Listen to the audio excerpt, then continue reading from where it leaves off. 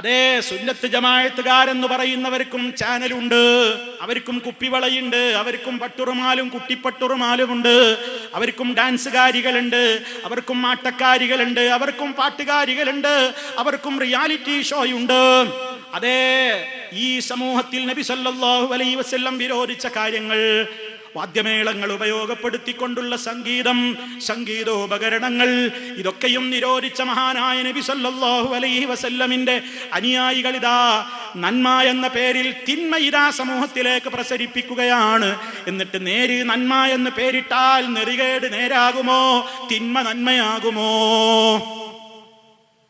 ഇതാ അന്ത്യനാളിന്റെ ലക്ഷണം നമ്മൾ മനസ്സിലാക്കണം. കേരിച്ച് പശ്ചാത്തപിച്ച് മടങ്ങുന്നവരോട് അല്ല പൊറുക്കുകയില്ലേ പ്രിയമുള്ളവരെ? അതുകൊണ്ട് എന്തു വേണം? ഈ രൂപത്തിലുള്ള തിന്മകളൊക്കെ സമൂഹത്തിൽ ഇങ്ങനെ നടമാടുകയാണ്. മൊബൈൽ അതിന് ഉപയോഗപ്പെടുത്തുന്നു, നെറ്റ് സൗകര്യങ്ങൾ ഉപയോഗപ്പെടുത്തുന്നു. ഒളിച്ചോടി പോകുന്ന പെൺകുട്ടികളുടെ എണ്ണമല്ല മുസ്ലിമീങ്ങളെ വർദ്ധിച്ചു കൊണ്ടിരിക്കുന്നത്. മുസ്ലിം ഉമ്മമാരെ, കോടതികളിൽ വെച്ച് എനിക്ക് തള്ളയെ വേണ്ട എന്ന് പറഞ്ഞുകൊണ്ട് നാം നൊന്തുപറ്റ് വളർത്തിയുണ്ടാക്കിയ പുന്നാര മകള് ഇന്നലെ കണ്ട രാമന്റെ കൂടെ, ജോസഫിന്റെ കൂടെ, അഹമ്മദിന്റെ കൂടെ കോടതി വരാന്തയിൽ വെച്ച് ഇറങ്ങിപ്പോകുമ്പോ 10 മാസം നൊന്തുപറ്റ ഉമ്മ, നമ്മൾ വളർത്തിയുണ്ടാക്കിയ മക്കൾക്ക് നമ്മൾ വേണ്ട, ഇന്നലെ കണ്ട രാമൻ മതി, അഹമ്മദ് മതി, അബൂബക്കർ മതി, ഇന്നലെ പ്രേമിച്ച ജോസഫ് മതി എന്ന് പറഞ്ഞുകൊണ്ട് ഇറങ്ങിപ്പോകുമ്പോ എവിടെയാ തകരാറ് പറ്റിയത്? ഉമ്മമാരെ, നമ്മുടെ മക്കൾക്ക് കൊടുക്കേണ്ട വിദ്യാഭ്യാസം കൊടുക്കാതെ പോകുന്നുവോ? വിശ്വാസികളെ, ഖൂ അൻഫുസകും വഅഹ്ലീകും നാറാ, നിങ്ങൾ നിങ്ങളെയും നിങ്ങളുടെ കുടുംബങ്ങളെയും നരകത്തിൽ നിന്ന് കാത്തുകൊള്ളണേ എന്ന് അല്ലാഹു പറയുന്നത്. പരലോകത്ത് മരിച്ചു ചെന്നിട്ട് നരകം കാണുമ്പോൾ നമ്മുടെ മക്കളെ രക്ഷിക്കാനുള്ള കൽപ്പനയല്ല, നമ്മെ രക്ഷിക്കാനുള്ള കൽപ്പനയല്ല, മറിച്ച് മരിക്കുന്നതിന്റെ മുമ്പേ ലുഖ്മാൻ അലൈഹിസ്സലാത്തു വസ്സലാം, ലുഖ്മാൻ എന്ന് പറയുന്ന മഹാനായ നേതാവ് തന്റെ പൊന്നോമന പുത്രന് നൽകിയ ഉപദേശങ്ങളതാ വിശദമായി കൊണ്ട് സൂറത്തുൽ ലുഖ്മാനിൽ ഒന്ന് മറിച്ചു നോക്കൂ. ശിർക്ക് ചെയ്യരുത് മോനെ, അതുപോലെ തന്നെ മാതാപിതാക്കളെ ദ്രോഹിക്കരുത് മോനെ, എല്ലാ കാര്യങ്ങളിലും വളരെ മിതമായി ഇടപെടണം മോനെ, നന്മ കൽപ്പിക്കണേ മോനെ, തിന്മ വിരോധിക്കണേ മോനെ, കള്ളം പറയല്ല മോനെ, അഹങ്കരിക്കരുതേ എന്നിങ്ങനെ എത്രയായി കാര്യങ്ങളാണ് മഹാനായ ആ വ്യക്തിത്വം തന്റെ പൊന്നോമന പുത്രനെ ഉപദേശിക്കുന്നത്. ഇത് ഉപദേശിക്കേണ്ട കാലത്ത് പഠിപ്പിക്കണ്ടേ? നമ്മുടെ മക്കൾക്കത് പകർന്നു കൊടുക്കണ്ടേ? ആ നിലക്കുള്ള ഒരു കുടുംബാന്തരീക്ഷം നമ്മുടെ വീടുകളിൽ ഉണ്ടാകണം. കണ്ടില്ലെന്ന് നടിക്കരുത്. ആരും എതിർക്കുന്നില്ല, ഞാൻ എതിർത്താൽ ഒരു മോശക്കാരനാകുമോ എന്ന് തോന്നരുത്. ഇന്നത്തെ മാധ്യമം പത്രത്തിൽ പോലും കാണുന്ന ചിത്രം കണ്ടോ? ഒരു കൂട്ടം പെണ്ണുങ്ങൾ അർദ്ധനഗ്നകളായി നിന്ന് ചിരിക്കുന്ന ബഹുവർണ്ണ കളറിലുള്ള ഫോട്ടോ നിങ്ങൾ കണ്ടില്ലേ? ഇത് വെറുതെ ഒരു ഈ ഭാഗത്തോട് പറയുന്നതല്ല. പടച്ച റബ്ബിനെ ഭയപ്പെടേണ്ടേ അമീറുമാരെ? ഇതിൽ ഇസ്ലാം ബാധകമല്ലേ? ഇതിൽ ഈമാൻ ബാധകമല്ലേ? ഈ വിഷയത്തിൽ റബ്ബ് പറഞ്ഞ ഹുക്മ്, ഹാക്കിമിയത്തിന്റെ ഏറ്റവും വലിയ ആളുകൾ ഞങ്ങളാണ്, മറ്റുള്ളവരൊന്നും അത് അംഗീകരിക്കാത്തവരെന്ന നിലക്ക് സംസാരിക്കുന്ന സുഹൃത്തുക്കളെ, ഇതിൽ ബാധകമല്ലേ? എന്തേ ഇത്രത്തോളം പാർട്ടി പക്ഷപാതിത്വത്താൽ റസൂല് വിലക്കിയ ഇത്തരത്തിലുള്ള കാര്യങ്ങളെപ്പോലും വലിയ ഒരു വഴിത്തിരിവെന്ന നിലക്ക്, നന്മ എന്ന നിലക്ക്, നേര് എന്ന നിലക്ക് ഈ സമൂഹത്തോട് പറയുന്നത് എന്തേ പ്രിയമുള്ളവരെ? അതുകൊണ്ടൊന്ന് ആലോചിക്കണം, ചിന്തിക്കണം എന്ന് ഓർമ്മപ്പെടുത്തുകയാണ്. അതല്ലാതെ നിങ്ങളുടെ ഏതെങ്കിലും സംവിധാനങ്ങളോടുള്ള അസൂയ കൊണ്ടാണെന്ന് തെറ്റിദ്ധരിക്കരുത്. നിങ്ങൾ ചെയ്യുന്നത് നേരായിരിക്കണം എന്നതുകൊണ്ടാ പറയുന്നത്. നേരെന്ന് പറഞ്ഞാൽ പോരെ നേരാവണം, നന്മ എന്ന് പറഞ്ഞാൽ പോരെ നന്മയാവണം. സംഭവിക്കുമ്പോൾ നബി സല്ലല്ലാഹു അലൈഹി വസല്ലം പറഞ്ഞത് ഇൽമു പോവുകയാണ്. അറിവുള്ള നല്ല നല്ല പണ്ഡിതന്മാരൊക്കെ മരിച്ചു തീരും. പിന്നീട് ജാഹിലുകൾ നേതൃത്വത്തിൽ വരികയാണ്. അവരതാ നേതാക്കളായി, അവര് മുഫ്തിമാരായി. അവരോട് ആളുകൾ വന്ന് വിധികൾ ചോദിക്കുമ്പോ ഹറാമൊക്കെ അവർ ഹലാലാക്കി കൊടുക്കുന്നു. നബി സല്ലല്ലാഹു അലൈഹി വസല്ലം പറഞ്ഞതുപോലെ ലയകൂനന്ന മിൻ ഉമ്മത്തി അഖ്വാമുൻ യസ്തഹില്ലൂനൽ ഹിറ വൽ ഹരീറ വൽ ഖംറ വൽ മആസിഫ. ഒരു വിഭാഗം ആളുകൾ എൻ്റെ ഉമ്മത്തിൽ നിന്ന് വരും, അവർ ഹലാലാക്കി കൊടുക്കും. ഹലാലാക്കി കൊടുക്കും എന്ന് പറഞ്ഞാൽ തന്നെ മനസ്സിലായില്ലേ? ഹറാമല്ലേ ഹലാൽ ഹലാലാക്കി കൊടുക്കുക, ഹലാല് പിന്നെ ഹലാലാക്കി കൊടുക്കണോ? അപ്പൊ താഴെ പറയാൻ പോകുന്നതൊക്കെ ഹറാമാണ്, അത് ഇവർ ഹലാലാണെന്ന് ഫത്വ കൊടുക്കും. ഏതൊക്കെ? അൽ ഹിറ, ഹിറ എന്ന് പറഞ്ഞാൽ വ്യഭിചാരം. മറ്റൊന്ന് വൽ ഹരീറ, പുരുഷൻ പട്ടുവസ്ത്രം ഉപയോഗിക്കൽ. അതുപോലെ തന്നെ വൽ ഖംറ, മദ്യം കഴിക്കൽ. അതുപോലെ തന്നെ വൽ മാസിഫ, താളമേള ഉപകരണങ്ങൾ, ധമവാദ്യങ്ങൾ, കൊട്ടുവാദ്യങ്ങൾ, ആ രൂപത്തിലുള്ള സംഗീതോപകരണങ്ങൾ. സംഗീതോപകരണങ്ങൾ കൊണ്ട് സഹാബത്ത് ഗസ്റ്റ് വീട്ടിൽ വന്നാൽ ഹാർമോണിയം കൊണ്ട് പാട്ട് പാടാറുണ്ടായിരുന്നു എന്നാണ് നന്ദി സംവാദത്തിൽ വെച്ച് ഒരു മൗലവി പ്രസംഗിച്ചത്. ഒന്ന് ചിന്തിക്കണം പ്രിയമുള്ളവരെ, സഹാബിമാരുടെയൊക്കെ പതിവ് വീട്ടിലെ അതിഥികൾ വന്നാൽ ഹാർമോണിയം മീട്ടിക്കൊണ്ടവർ അതിഥികളെ ആദരിച്ച് പാട്ട് പാടാറുണ്ടായിരുന്നു പോലും. ഇന്നാ ലില്ലാഹി വ ഇന്നാ ഇലൈഹി റാജിഊൻ. ഇത്രത്തോളം കക്ഷി വൈരാഗ്യം മൂത്തിട്ട് എന്തും പറയാമെന്ന ഒരവസ്ഥയിലേക്ക് അത് പതിച്ചു പോകാതെ നോക്കണേ, ആത്മാർത്ഥമായി ഓർമ്മപ്പെടുത്തുന്നു. അതുപോലെ തന്നെ കുട്ടികളുടെ എല്ലാ കഴിവുകളെയും വികസിപ്പിക്കുന്ന നിലക്ക് ഇസ്ലാമികമായ കാര്യങ്ങളിലേക്ക് അവരെ കൊണ്ടുവരണം. അവര് കാണുന്നതെന്ത്, കേൾക്കുന്നതെന്ത്, വായിക്കുന്നതെന്ത്, ഇടപെടുന്നത് ആരോട്, പോകുന്നത് എപ്പോൾ, കയറി വരുന്നത് എപ്പോൾ, രക്ഷിതാക്കളെ ബാധ്യതയില്ലേ, ചിന്തിക്കേണ്ടതില്ലേ? അവര് മൊബൈലിൽ വഴിവിട്ട് ആരോട് സംസാരിക്കുന്നുണ്ടോ? ഉമ്മ പെങ്ങളെ, നബി സല്ലല്ലാഹു അലൈഹി വസല്ലം പറഞ്ഞില്ലേ, ഒരാണും ഒരു പെണ്ണും ഒരിടത്ത് ഒറ്റക്കായി കൂടെന്ന് പറഞ്ഞില്ലേ? അത് ശരീരം ഒറ്റക്കാകുന്നത് മാത്രമല്ല ഹറാം, ഫോൺ വിളിച്ചിട്ട് അങ്ങേ തലക്കൽ ഒരു പെണ്ണുമായി കൊണ്ട് ഒറ്റക്ക് അനുവദനീയമല്ലാത്ത നിലക്കുള്ള സംസാരങ്ങളിലേക്ക് നീങ്ങിയിട്ട് മോശപ്പെട്ട വർത്തമാനങ്ങളിലേക്ക് പോകുമ്പോൾ അതും അപകടമല്ലേ ഉണ്ടായിത്തീരുന്നത്? ഇതൊക്കെ അള്ളാഹ് നമുക്ക് ചെയ്തു തന്നിട്ടുള്ള അനുഗ്രഹങ്ങൾ ഉപയോഗപ്പെടുത്തിയിട്ട് നമ്മൾ ഇങ്ങനെ ഇതൊന്നും ചിന്തിക്കാതെ മുന്നോട്ട് പോയി കൂടാ. കടമകൾ കൃത്യമായി നമ്മൾ പഠിച്ചറിഞ്ഞുകൊണ്ട് ദഅവാ രംഗത്ത് സജീവമാകണം. പ്രസ്ഥാനമതാ ഈ രംഗത്ത് ആരെയും കാത്തു നിൽക്കാതെ തന്നെ ആരെയൊക്കെ ഇനി നിങ്ങൾ സ്റ്റേജിലേക്ക് വിളിക്കരുതെന്ന് മുദ്രകുത്തിയാലും ആരെയൊക്കെ പിടിച്ചു പുറത്താക്കിയിട്ടുണ്ടെങ്കിലും സമൂഹത്തോട്, ആയിരങ്ങളോട് മുജാഹിദ് പ്രസ്ഥാനമതാ അവരുടെ മുഖാമുഖങ്ങളിലൂടെ, സംവാദങ്ങളിലൂടെ, ഖണ്ഡന പ്രസംഗങ്ങളിലൂടെ, ഖണ്ഡന ലേഖനങ്ങളിലൂടെ, സെമിനാറുകളിലൂടെ, സിംബോസിയങ്ങളിലൂടെ, ഗൃഹയോഗങ്ങളിലൂടെ, കുടുംബ സംഗമങ്ങളിലൂടെ, അയൽക്കൂട്ടങ്ങളിലൂടെ, ചങ്ങാതി കൂട്ടങ്ങളിലൂടെ, കളിച്ചങ്ങാടങ്ങളിലൂടെ, ഇങ്ങനെ വ്യത്യസ്തങ്ങളായ പ്രബോധന സംരംഭങ്ങളിലൂടെ ഈ ദഅവത്ത് ജനങ്ങളിലേക്ക് എത്തിച്ചു കൊടുക്കുന്നു. ഈ കേരളക്കരയിൽ ഒരൊറ്റ വീടുകളും ഇനി ഇസ്ലാമിന്റെ ദഅവത്ത് എത്താതെ ബാക്കിയാവരുതെന്ന നിലക്ക് വലിയ പദ്ധതികൾ ലക്ഷ്യം വെച്ചുകൊണ്ട് നമ്മുടെ നേതൃത്വത്തിലുള്ള മഹനീയരായ വ്യക്തിത്വങ്ങളതാ കൃത്യമായ നിലക്ക് തന്നെ ഒരു ദഅവാ സംരംഭത്തിന് തുടക്കം കുറിച്ചത് നിങ്ങളൊക്കെ മനസ്സിലാക്കിയവരാണ്. വിസ്ഡം ഗ്ലോബൽ ഇസ്ലാമിക് മിഷൻ എന്ന പേരിൽ ഈ ദിവസങ്ങൾ കൊണ്ട് തന്നെ പ്രചുര പ്രചാരം നേടിയിട്ടുള്ള ഈ കേരളത്തിലുള്ള 1 കോടിയിലേറെ വരുന്ന വീടുകളിൽ ഇസ്ലാമിന്റെ സന്ദേശം എത്തിച്ചു കൊടുക്കാൻ, അതേത് മതക്കാരനാവട്ടെ ജാതിയാവട്ടെ, അവർക്കൊക്കെ ഇസ്ലാമിന്റെ സന്ദേശം എത്തിച്ചു കൊടുക്കാൻ, മോക്ഷത്തിന്റെ സന്ദേശം എത്തിച്ചു കൊടുക്കാൻ, സമൂഹത്തിലേക്ക് ഇറങ്ങിത്തിരിക്കുവാനുള്ള ഈ വലിയ പ്രബോധന സംരംഭം, അതിൽ കൃത്യമായി എല്ലാ രംഗത്തും കുടുംബങ്ങൾക്ക് ബോധവൽക്കരണമുണ്ട്, വൃദ്ധന്മാർക്ക് ബോധവൽക്കരണമുണ്ട്, കുട്ടികൾക്കുണ്ട്, ദമ്പതികൾക്കുണ്ട്, എല്ലാ സമൂഹത്തിലെ വിവിധ തുറകളിലുള്ള ആളുകളെയും ഇസ്ലാമിന്റെ കൃത്യമായ നിർദ്ദേശങ്ങൾ പഠിപ്പിക്കുന്ന നിലക്കുള്ള മുഴുനീള ദഅവാ സംരംഭത്തിന്റെ തുടക്കമെന്ന നിലക്ക് അതിന്റെ പ്രഖ്യാപന സമ്മേളനമാണ് മെയ് 11 കടപ്പുറത്ത് വരാൻ പോകുന്നത്. സർവലോക പരിപാലകനായ റബ്ബിനോട് എൻ്റെ ശബ്ദം ശ്രവിക്കുന്ന സഹോദരന്മാർ ആത്മാർത്ഥമായി ദുആ ചെയ്യണേ. ഇതിലേക്ക് എല്ലാവരെയും നമുക്ക് ക്ഷണിക്കാൻ കഴിയണം, എല്ലാവരെയും ക്ഷണിക്കണം, എല്ലാവരെയും അങ്ങോട്ട് കൊണ്ടുവരണം. വാഹനമുള്ളവർ സ്വന്തമായിട്ടെന്ന്, വാഹനമില്ലാത്തവർ പലപ്പോഴും കുറവാണ്. സ്വന്തം വാഹനമുള്ളവർ അവരുടെ കുടുംബത്തെ കൂട്ടി വന്നാലും പോരാ, വാഹനമില്ലാത്ത ആയിരങ്ങളുണ്ട്. അവരെയും എത്തിക്കാൻ ശാഖാതലങ്ങളിൽ പോലും പ്രവർത്തനങ്ങൾ നടക്കണം. അങ്ങനെ ശക്തമായ നിലക്ക് ഈ ദഅവാ സംരംഭത്തെ സമൂഹത്തിലേക്ക് എത്തിച്ചു കൊടുക്കണം. അതിനുവേണ്ടി പ്രാർത്ഥിക്കണം. ഇത് നമ്മുടെയൊക്കെ ബാധ്യതയാണ്.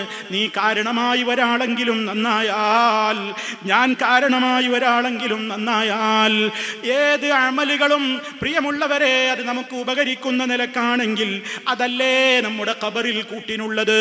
നബി സല്ലല്ലാഹു അലൈഹി വസല്ലം പറഞ്ഞില്ലേ, യത്ബഉൽ മയ്യിത സലാസത്തുൻ ഫയർജിഉ ഇസ്നാനി വയബ്ഖാ മഅഹു വാഹിദുൻ യത്ബഉഹു അഹ്ലുഹു വമാലുഹു വഅമലുഹു ഫയർജിഉ അഹ്ലുഹു വമാലുഹു വയബ്ഖാ അമലുഹു. ഇമാം ബുഖാരി അവിടുത്തെ സ്വഹീഹിൽ രേഖപ്പെടുത്തുകയാണ്, നമ്മൾ മരിച്ച് ഖബറിലേക്കുള്ള യാത്ര, ആ യാത്ര എത്ര മയ്യത്തുകൾ നമ്മുടെ വീട്ടിന്റെ മുമ്പിലൂടെ പോയി. ഏത് മുതലാളിയാണെങ്കിലും പണക്കാരനാണെങ്കിലും പണിക്കാരനാണെങ്കിലും ഒരുപാട് സ്വർണം ധരിച്ച പെണ്ണാണെങ്കിലും അതേ ഒരുപാട് സ്വർണമണിഞ്ഞ കൈകളല്ലേ എന്ന നിലക്ക് ആ മയ്യത്തിന്റെ ഒരു ചെറുവിരലിൽ പോലും ഒരു തൂക്കം പൊന്നു പോലും ബാക്കിയാക്കാതെ ആ വീർത്ത ശരീരം വിരലുകൾ ചീർത്ത് വീർത്തിട്ടുണ്ടെങ്കിൽ പോലും മയ്യത്ത് കുളിപ്പിക്കുന്ന വ്യക്തി ഒരു ചെറുവിരലിലെണ്ണാനും 1 ഗ്രാമിന്റെ സ്വർണമോതിരമെങ്കിലും ഉണ്ടെങ്കിൽ അത് കത്രികയെടുത്ത് പ്രയാസപ്പെടുത്ത് കട്ടിച്ച് അത് കട്ട് ചെയ്തുകൊണ്ടല്ലാതെ കുളിപ്പിച്ച് കഫൻ ചെയ്യാറുണ്ടോ? എത്ര വലിയ സമ്പന്നയാണെങ്കിലും സമ്പന്നരാണെങ്കിലും വലം യഖ്റുജു ഇല്ലാ ബിഖുത്നിൻ വഖിർഖത്തിൻ വമാ ആമറു മിൻ മൻസിലിൻ ളല്ല ഖാലിയാ വഅൻത ഗദൻ ഔ ബഅദഹു ഫീ ജിവാരിഹിം വഹീദൻ ഫരീദൻ ഫിൽ മഖാബീരി സാവിയാ. നമ്മുടെ വീട്ടിന്റെ മുമ്പിലൂടെ എത്ര ജനാസകൾ കടന്നു പോകുന്നു. എന്താണ് ആ മയ്യത്ത് കട്ടിലേറി പോകുന്ന ജനാസ? ആണാവട്ടെ പെണ്ണാവട്ടെ എന്തും കൊണ്ടാ പോകുന്നത്? അല്പം പഞ്ഞിയും കഫൻ പുടവയുമല്ലാതെ. ഏത് സമ്പന്നനാണെങ്കിലും ഏത് സമ്പന്നയാണെങ്കിലും 100 കണക്കിന് പവൻ സ്ത്രീധനം കിട്ടിയ പെണ്ണാണെങ്കിലും അത് കൊടുത്തവനും തെറ്റ്, ആ രൂപത്തിൽ അത് ചോദിച്ച് വാങ്ങിയവനും തെറ്റ്. അതും ഇവിടെ ഇട്ടുകൊണ്ടാ പോകുന്നത്. കാറ് കിട്ടിയവനും 100 ഏക്കർ കിട്ടിയവനും ഏക്കറകൾ കിട്ടിയവനും ആരായിരുന്നാലും ഒന്നുകൊണ്ടും പോകുന്നില്ല. അവരിലേക്ക് പോകുമ്പോ നിന്റെ പിന്നാലെ പലരുമുണ്ട്, മക്കളുണ്ട്, ബന്ധപ്പെട്ടവരുണ്ട്, ധനത്തിന്റെ അവകാശികളുണ്ട്. പക്ഷേ ഖബറിൽ വെച്ച് തിരിച്ചു പോരുകയാണ് എല്ലാവരും. വയബ്ഖാ അമലുഹു, നാം ചെയ്ത നിസ്കാരം, നമ്മുടെ നോമ്പ്, നമ്മുടെ സക്കാത്ത്, നമ്മുടെ ഹജ്ജ്, നമ്മുടെ ദിക്ർ, നമ്മുടെ സ്വലാത്ത്, നമ്മുടെ ഖുർആനോത്ത്, നമ്മുടെ നന്മ കാണൽ, നമ്മുടെ നല്ല സദസ്സിൽ പങ്കെടുത്തത്, നല്ലത് പ്രചരിപ്പിച്ചത്, നല്ല സ്ഥലങ്ങളിലേക്ക് പണം കൊടുത്തത്, ആ രൂപത്തിലുള്ള സർവ്വ അമലുകളും മാത്രം ബാക്കിയായി. എല്ലാവരും വിട്ടുപോരുമ്പോ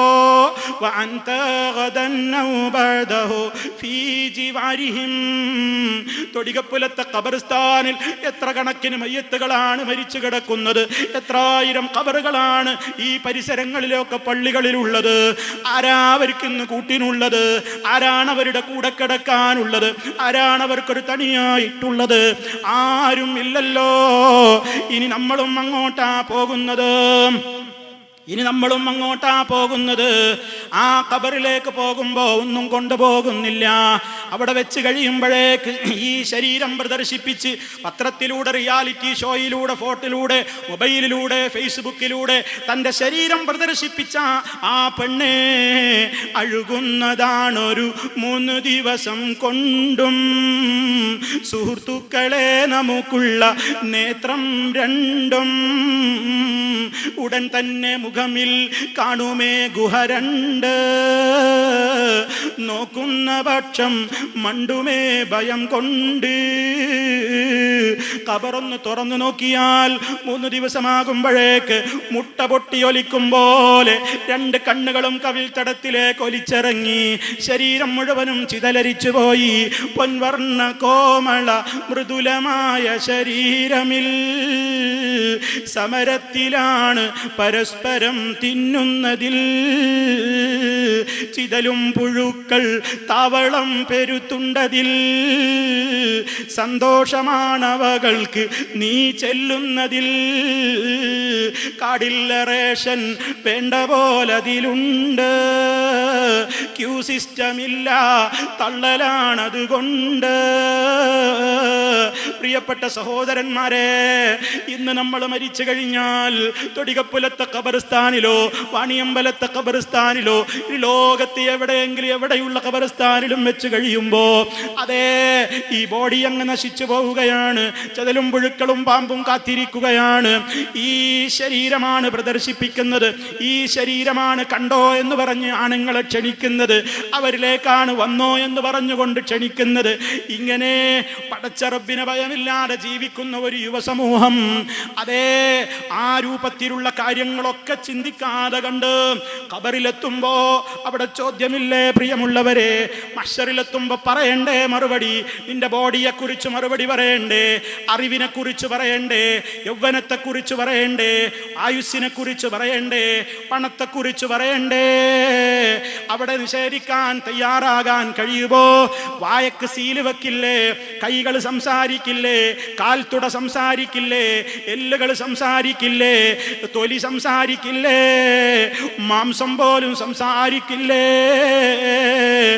ആ ഒരു ഭയാനകമായ നാളിനെ ഓർത്തുകൊണ്ടെങ്കിലും പരിശുദ്ധ ഖുർആൻ അല്ലാഹു തആല പഠിപ്പിച്ചു തന്നതുപോലെ, റസൂൽ സല്ലല്ലാഹു അലൈഹി വസല്ലം പഠിപ്പിച്ചു തന്നതുപോലെ ആ നിലക്ക് ഉൾക്കൊണ്ട് ജീവിച്ചാലല്ലാതെ രക്ഷയില്ല.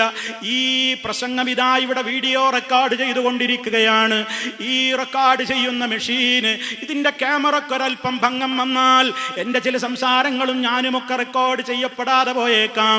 പക്ഷേ സർവലോക പരിപാലകനായ റബ്ബ് അവനേൽപ്പിച്ച ഉദ്യോഗസ്ഥന്മാരുടെ റെക്കോർഡിൽ നിന്ന് ഒരു സെക്കൻഡ് പോലും വിട്ടുപോകുന്നില്ല. റബ്ബിന് ഉറക്കമില്ല, റബ്ബിന് മയക്കമില്ല. മാ യൽഫിളു മിൻ ഖൗലിൻ ഇല്ലാ ലദൈഹി റഖീബുൻ അതീദ് ഇന്നാ കുന്നാ നസ്തൻസിഖു മാ കുൻതും തഅമലൂൻ. എല്ലാം രേഖപ്പെടുത്തുകയാണ്. കൃത്യമായി നമ്മുടെ ജീവിതം മുഴുവനും റെക്കോർഡ് ചെയ്യപ്പെടുകയാണ്. പരലോകത്തെ വെച്ച് ഗ്രന്ഥം കയ്യിൽ കിട്ടുമ്പോൾ ആരും അറിയാതെ ഞാൻ ഒപ്പിച്ച പണിയാണ്, ആരും കണ്ടിട്ടില്ല കേട്ടിട്ടില്ലെന്നൊക്കെ പറഞ്ഞിട്ട് കാര്യമുണ്ടോ? യാ വൈലതനാ മാലി ഹാദൽ കിതാബ്, ഇതെന്തൊരു ഗ്രന്ഥമാണ്. ലാ യുഗാദിറു സഗീറത്തൻ വലാ കബീറത്തൻ ഇല്ലാ അഹ്സാഹാ. ഇതിലൊരു ചെറുതും വലുതുമായ ഒരു കാര്യങ്ങളും പറയാതെ വിട്ടുപോയിട്ടില്ലല്ലോ എന്ന നിലക്ക് മനുഷ്യൻ വിലപിക്കുമ്പോൾ, മനുഷ്യൻ ഏറ്റവും കൂടുതൽ പ്രയാസപ്പെടുമ്പോൾ ചെയ്തത് മുഴുവൻ അങ്ങനെ പരസ്യമായി പ്രദർശിപ്പിക്കപ്പെടുകയാണ്. ആ നേരത്തതാ മുഅ്മിനീങ്ങൾക്ക് എന്തൊരു സന്തോഷമാണ്.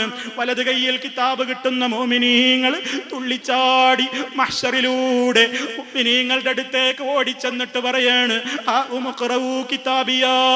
എനിക്ക് കിട്ടിയ കിതാബ് നോക്കടാ, വായിച്ചു നോക്ക്. എൻ്റെ തൗഹീദുണ്ടതിൽ, എൻ്റെ സുന്നത്തുണ്ടതിൽ, എൻ്റെ നിസ്കാരമുണ്ട്, എൻ്റെ ദിക്റുണ്ട്, എൻ്റെ ദുആയുണ്ട്, എൻ്റെ സ്വലാത്തുണ്ട്. ഞാൻ എൻ്റെ ഉമ്മയെ നോക്കിയതുണ്ട്, ഉപ്പയെ നോക്കിയതുണ്ട്, ഭാര്യയെ സ്നേഹിച്ചതുണ്ട്, ഭർത്താവിനെ സ്നേഹിച്ചതുണ്ട്, അയൽക്കാരോട് ബന്ധം പുതുക്കിയതുണ്ട്. എല്ലാ സൽക്കർമ്മങ്ങളും ഇങ്ങനെ ഒരു ദിവസം ഉണ്ടാകുമെന്ന് ഞാൻ വിചാരിച്ചതുകൊണ്ട്, അന്ന് സൂക്ഷിച്ചതുകൊണ്ട് ഞാൻ വിജയിച്ചു പോയി. വയൻഖലിബു ഇലാ അഹ്ലിഹി മസ്റൂറാ. അവനവൻ്റെ കുടുംബങ്ങളിലേക്ക്, മുഅ്മിനീങ്ങളിലേക്ക് സന്തോഷത്തോടെ തുള്ളിച്ചാടി മടങ്ങിപ്പോകുന്നു. അല്ലാഹു നമ്മെ അതിൽ ഉൾപ്പെടുത്തുമാറാകട്ടെ. അതേ അവസരത്തിൽ സഹോദരങ്ങളെ, ഇടത്ത് കയ്യിൽ ഗ്രന്ഥം കിട്ടുന്നവരെന്താ പറയുന്നത്? ഇതെന്തൊരു ഗ്രന്ഥമാണ്, എനിക്കെൻ്റെ കിതാബ് കിട്ടാതിരുന്നെങ്കിൽ, ഞാൻ ആ മരണത്തോടെ എല്ലാം തീർന്നു പോയെങ്കിൽ എന്ന് പറഞ്ഞുകൊണ്ട് വിലപിക്കുമ്പോ ആരെങ്കിലും രക്ഷക്കുണ്ടോ? പാർട്ടി പ്രസിഡന്റ് ഉണ്ടോ? സെക്രട്ടറി ഉണ്ടോ? ഗ്രൂപ്പ് നേതാക്കളുണ്ടോ? കക്ഷികളുണ്ടോ? വിശുദ്ധ ഖുർആനും തിരുസുന്നത്തും മുൻഗാമികൾ മനസ്സിലാക്കിയതുപോലെ ശരിക്കും ഗ്രഹിച്ചു മനസ്സിലാക്കാതെ പോയാൽ ഏത് പണം കൊണ്ടും ഏത് സ്വാധീനം കൊണ്ടും അവിടെ രക്ഷയില്ലല്ലോ. അതേ, അവൻ കൃത്യമായി തന്നെ പറയും,